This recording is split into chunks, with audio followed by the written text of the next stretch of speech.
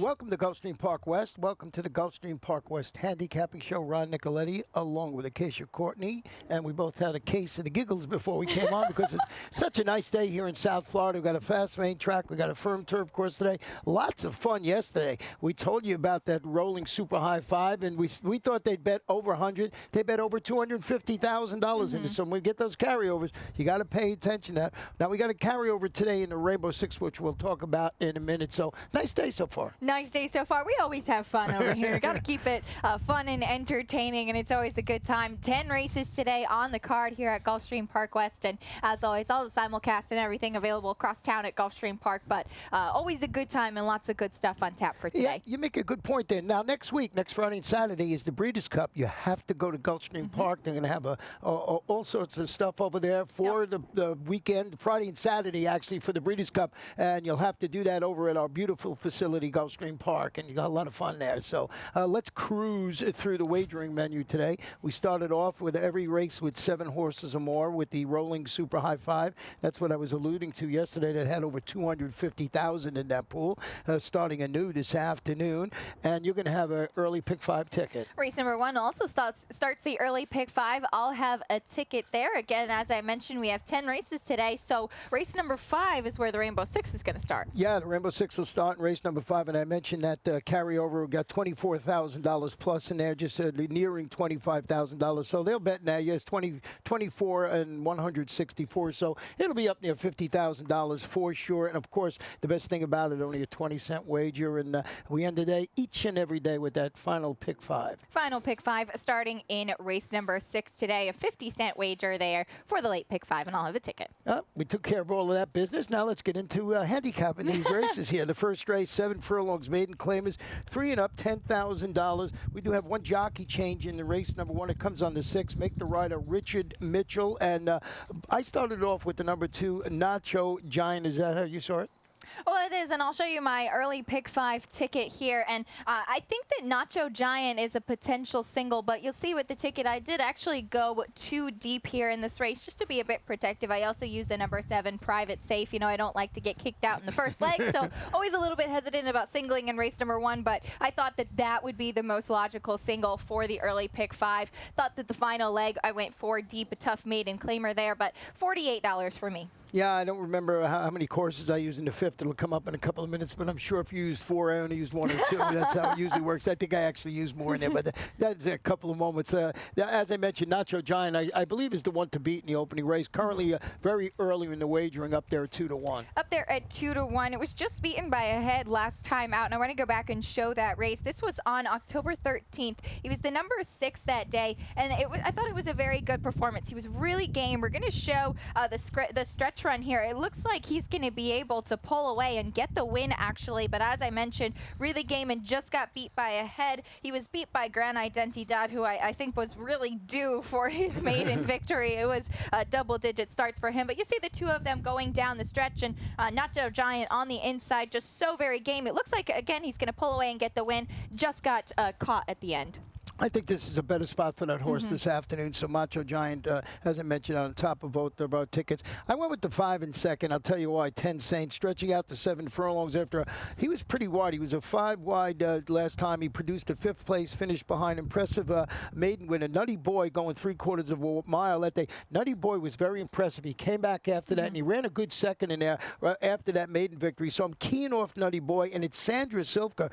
She's been winning. We mentioned this yesterday. Winning races over 30% clip this year. Luis Castillo in the saddle. So I'm going to go with the way the trainer's going, and I like that race that Nutty Boy ran, so I'm going to use this one. And 10 Saints was wide last time. Well, I can understand that. Yes, he was wide there. That was the second start with the blinkers and the one back to a dirt. I opted for the number 7, Private Safe, in here just because I think for somebody who's going to be able to hit the board here, you certainly have to look at Private Safe, whose last couple of races were in the money finishes. He actually finished behind Nutty Boy last time as well, though he was a bit closer. Finished 3rd behind Nutty Boy and horse spotter Carl, who came back to be a repeat winner right after that. He's 0 for 15, hasn't gotten to the winner's circle yet out of 15 starts, but again, I think that he's got the tactical ability to hit the board in here. The number 6 horse in here you have on your ticket, a horse I did not win, Dreaming of the Wild. I did not use, I mean, not win. I've already got the horse winning.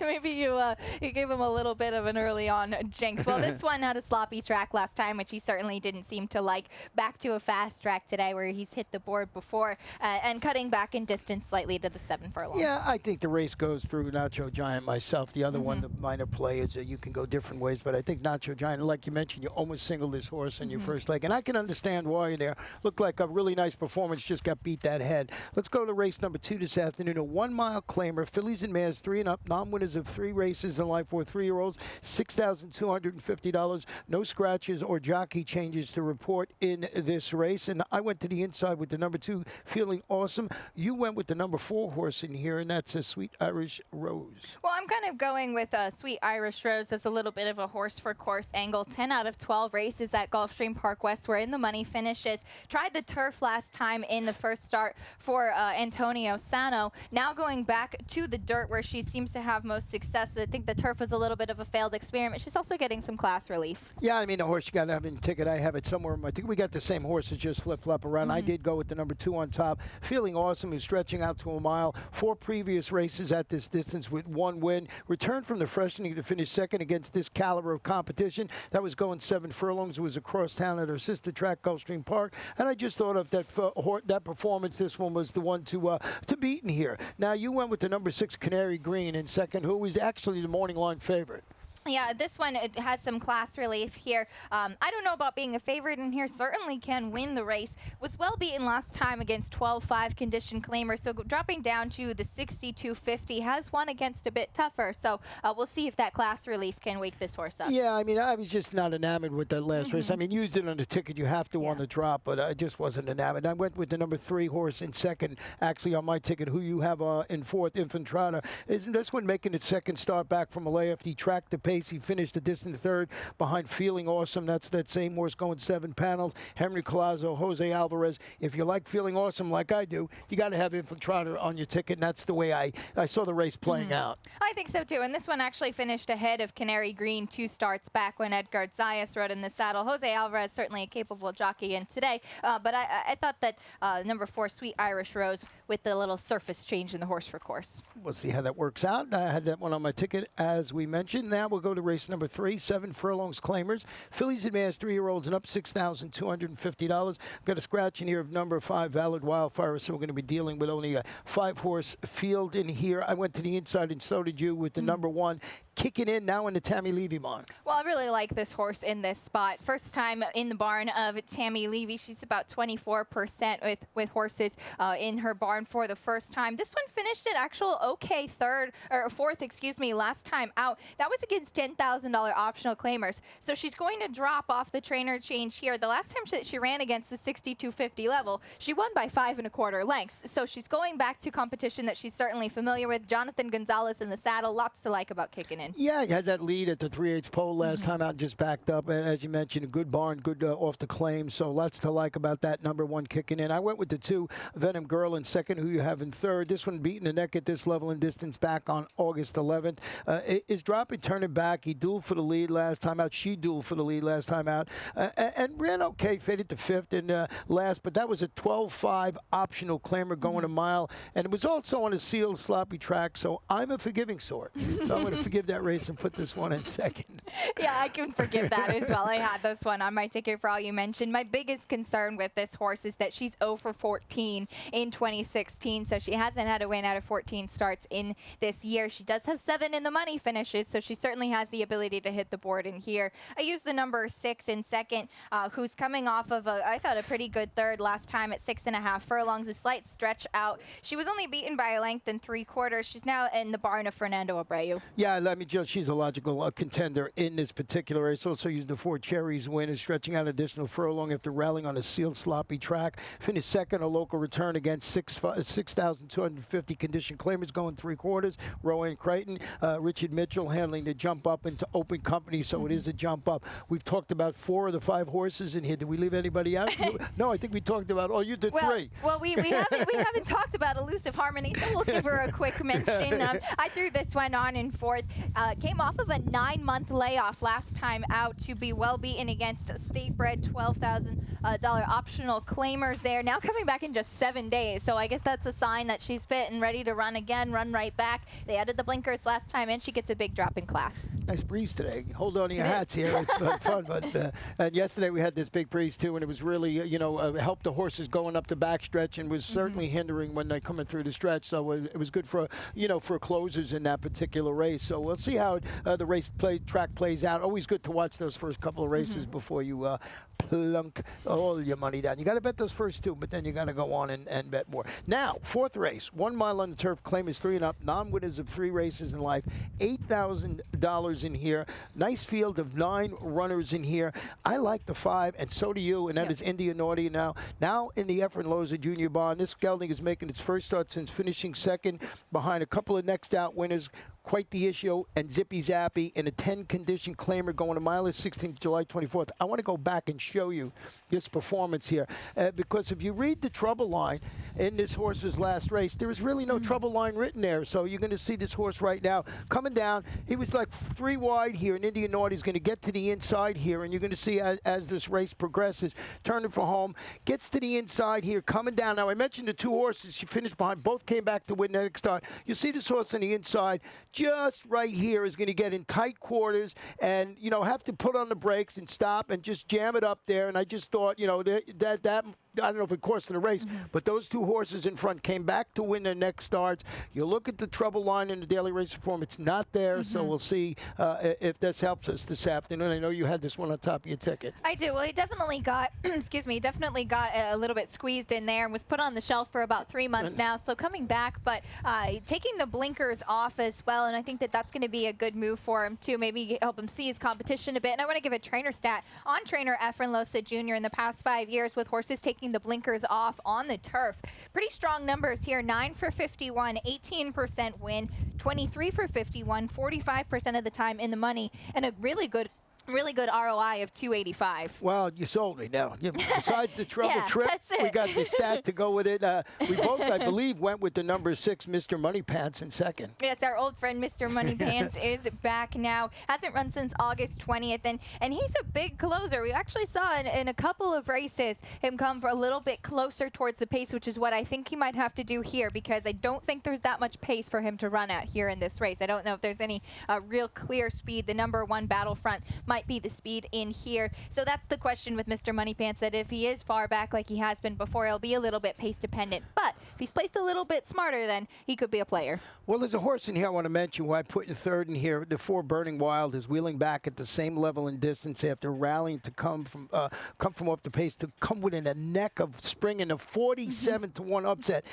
I don't think you lead this horse off your ticket. Look at its last 2 races. Last race, I thought this horse was going to win. Was that big price of 47-1. I think it's 8-1 on the morning line today. I think this is a horse, especially if you're playing those exotic wagering tickets. You got to have this horse on the ticket. Owned by my buddy Fred LeBeau. Yeah, this I can't knock that. This horse has run very well in the past couple of starts. My biggest thing was that he was going to be pace dependent as well. If he's got to come from off the pace, I've never seen him put a little bit closer to what he's going to run. And as you mentioned, maybe the wind will actually help him in being able to set up for a better closer here. I use the number 3 Runsaichi in third, who has been finishing well in his past few races as well. Terry Pompey, the trainer. Well, that is how we see race number 4 in India Naughty with that trouble call and a good stat. And we'll take a short break. And when we come back, we'll show you my Rainbow 6 ticket.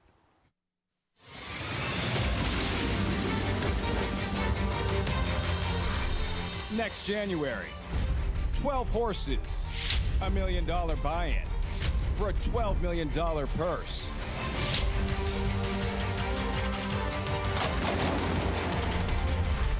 It is the world's richest race.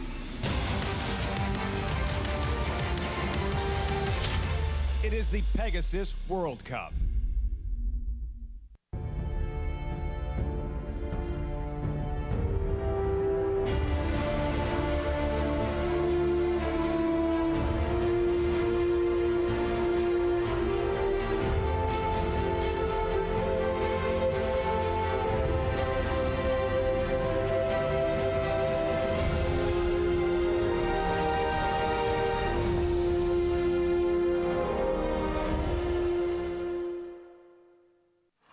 Welcome back, Gulfstream Park West, Ron and Acacia. 10 races on the Friday card. We're going to have 10 on Saturday, 10 on Sunday. Lots of nice racing for the whole weekend. And what's that, TGIF, as they say?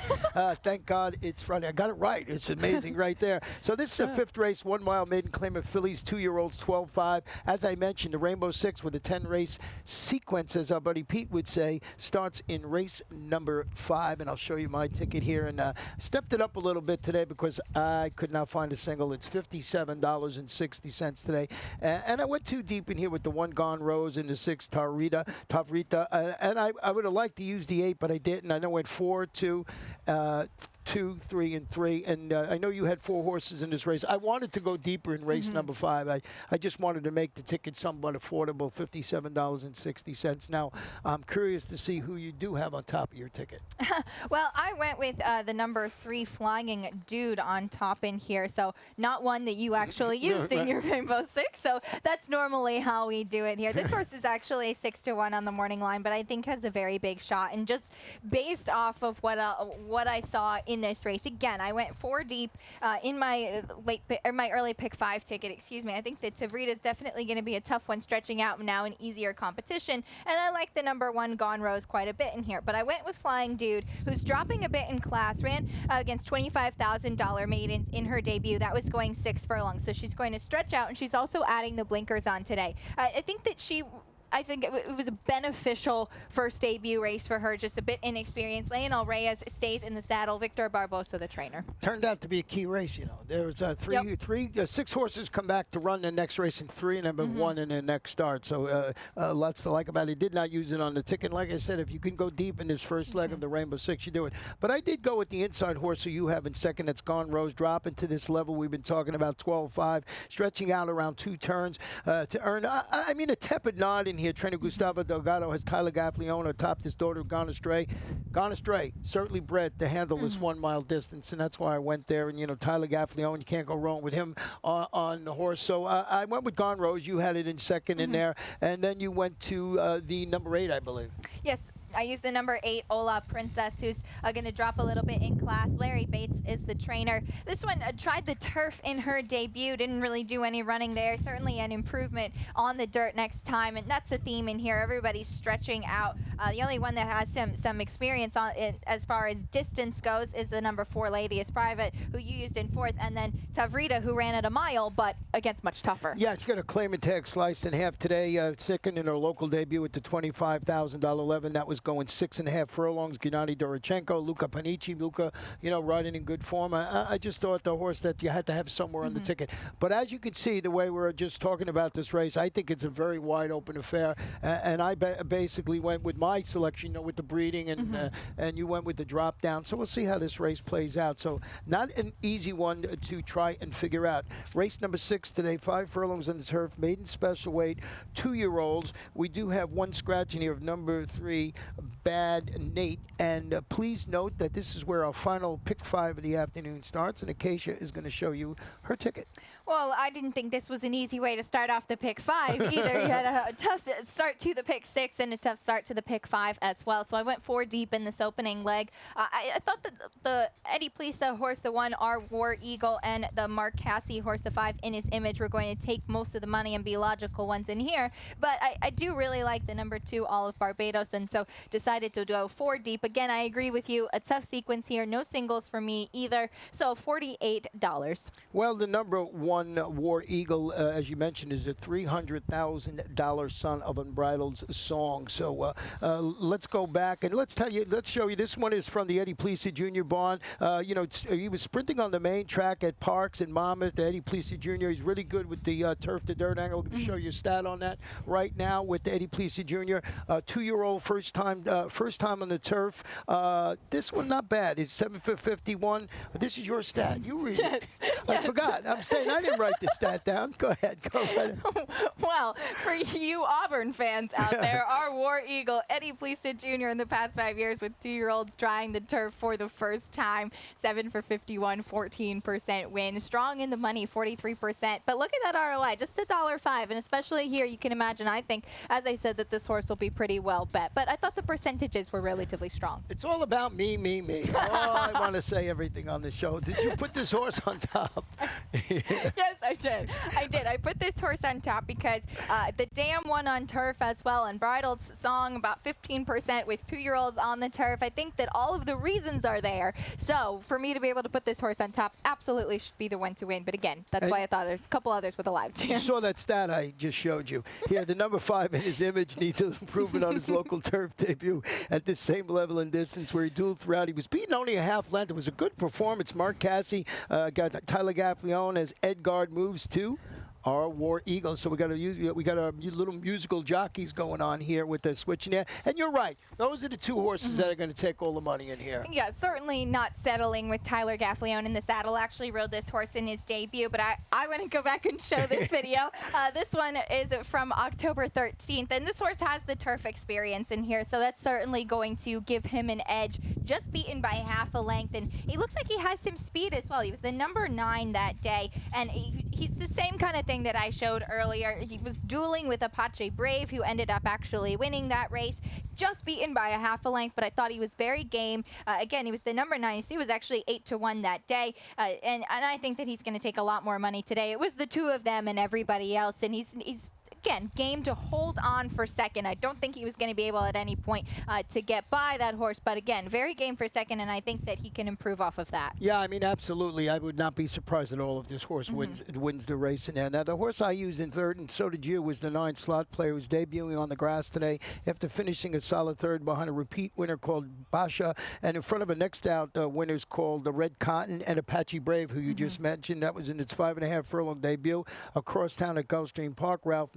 Nick Juarez handling the surface, which this horse has been knocking heads with some pretty nice competition. Absolutely. Bosch has turned out to be a very nice runner, and of course that one start was on the dirt, so he'll try the turf for the first time. And quickly, as I mentioned, I really do like the number 2, Olive Barbados, a first-time starter for Saffie Joseph Jr. I rounded it out because I thought those other 3 horses, again, were logical, but this one I think could have a shot. Emisel Jaramillo in the saddle. This one's a half-to a graded stakes place horse named St. Joe, who's a 4-time winner on the turf, and a full 2 graded stakes place horse Summation Time, trained by Christophe Clement, a 3-time turf winner. So nicely bred again. So we'll see if Olive Barbados at a bit of a price. And you like that. You want to get a price in there. It was originally my 4th pick. I was looking down, but I changed it at the last moment. And let's go to race number 7 this afternoon. This one, 5.5 furlongs maiden, claiming 2-year-olds. I'm glad we got out of that race without making any more mistakes. $50,000 down to $40,000. Scratch the 6, Timo Dreams On. And this one here, I went with the number 4 on top, R. Sarge, a half-brother to a multiple grade 2 winner called Pontchartrain, making his career debut for Eddie Plesa Jr. with a really consistent morning work tab show, and you can include that recent half-mile bullet work up at our training facility at Palm Meadows. I want to show you a stat on R. Sarge.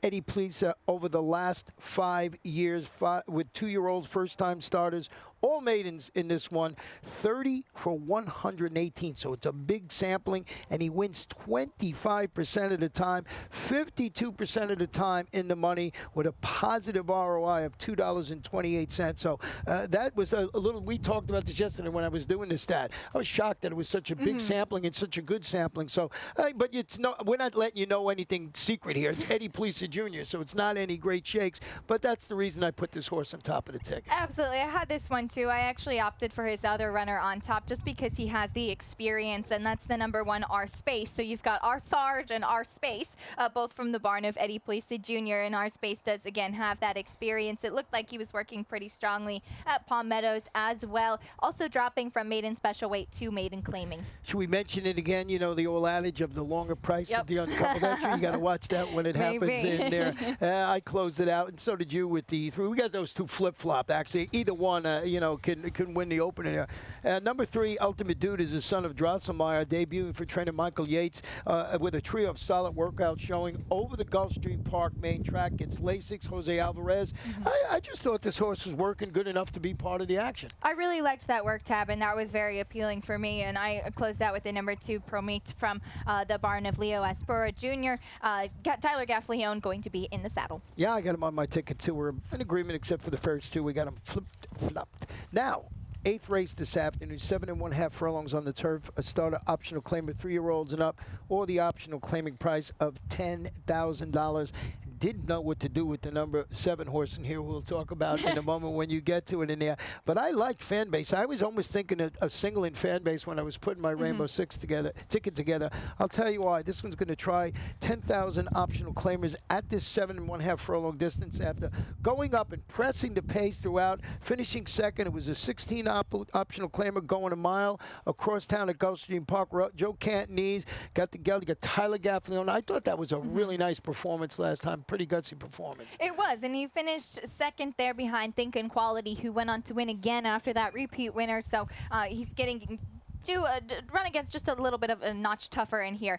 I almost singled him too. The reason why I didn't is that I think that he's normally one who's up close towards the front of the pace, and there's quite a bit of speed in here. I used him on top for all of those reasons that you mentioned, but I put the number 8 Minecraft in second because I really think that he's going to be the one to come from off the pace. He finished 5th last time against 12.5 claimers, so he's going to be running against a bit tougher here. But if you look back a couple starts back, he ran against $12,000 optional claimers, so a bit actually tougher than what he'll face today, and he finished a good second, beaten just by 2 lengths. So I thought he might be one to close. I kept going back and forth with Oklahoma Dam, and I just said, I got to add this horse to the ticket. He's going back to the turf after useful return from the layoff, in which he tracked the pace. He finished second. It was a race moved from a mile and a 16th on the sealed sloppy to a mile and a 16th on the sealed sloppy track. Chuck Simon, Matt Rispoli. This is a 4-time turf winner. I think this horse wakes up after that performance last time out, maybe be a bit of a price. Yeah, certainly, and trainer Chuck Simon is no stranger to pulling a little bit of upsets in here. I did use that number 7 that you alluded to. This is Stevis Man. This one's actually the 2-to-1 on the morning line,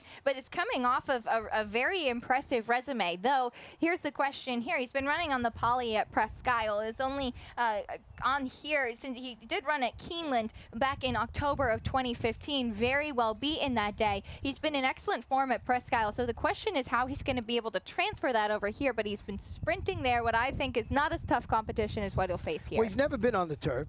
You look at his last 12 races, he's been sprinting only on the synthetic surface up there.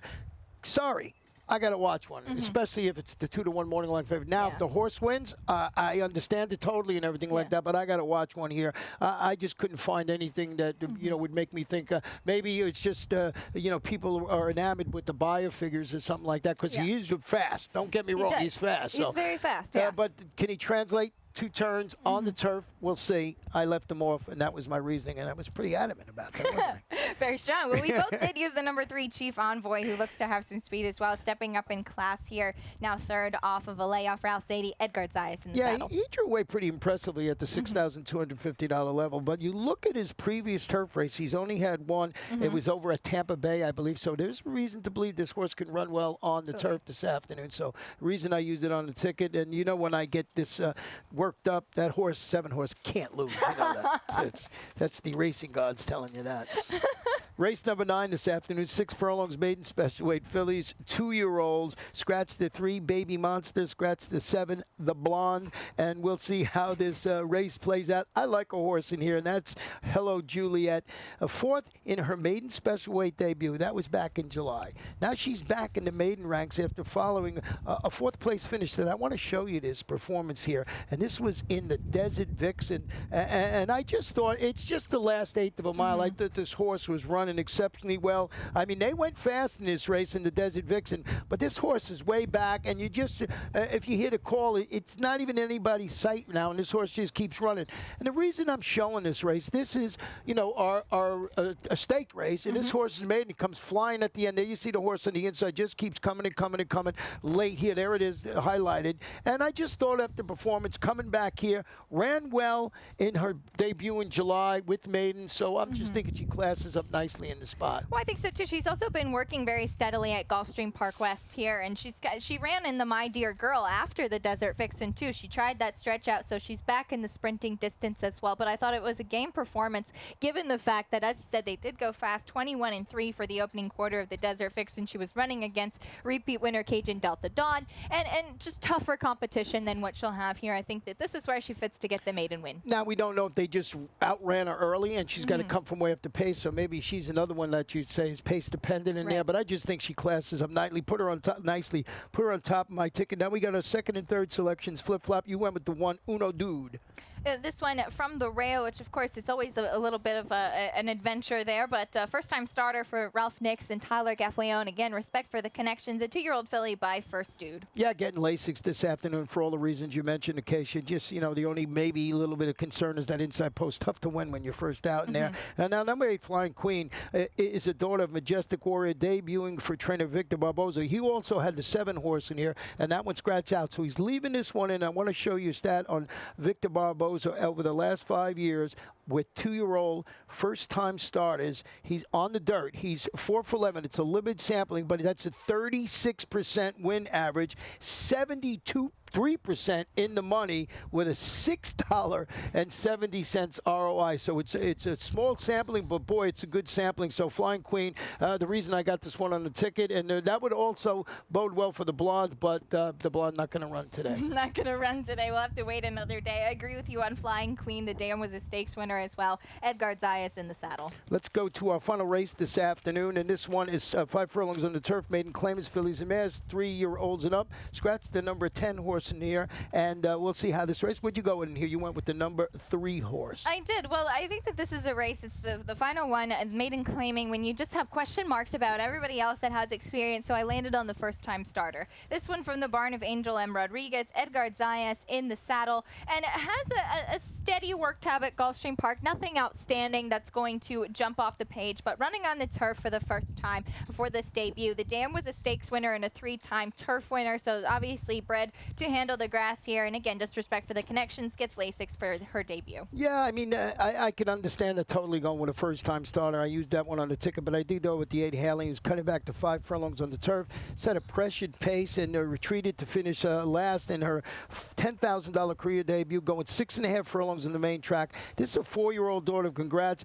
bred to respond favorably to both the surface switch and the distance, and I just going to put a line through that last race. The level of competition, which you mentioned, that's why I put the number 8 Hailing on top of my ticket. Well, I can certainly understand that with the surface switch here. Tyler Gaffleone in the saddle, Jenna Antonucci, the trainer, so maybe that'll wake her up a little bit. She's a 4-year-old filly just making her second start. I used the number 6, Table of Elements, in second. This one came off of about an 11-month layoff, ran on the turf here at Gulfstream Park West.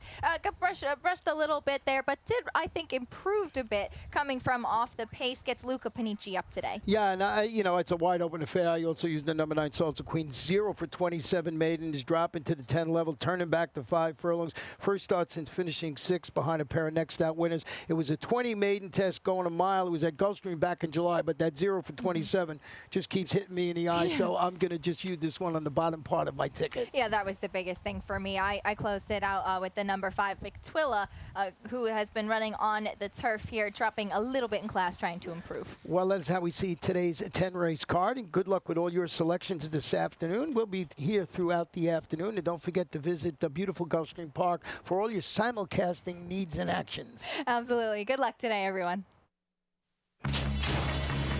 What do I love about horse racing?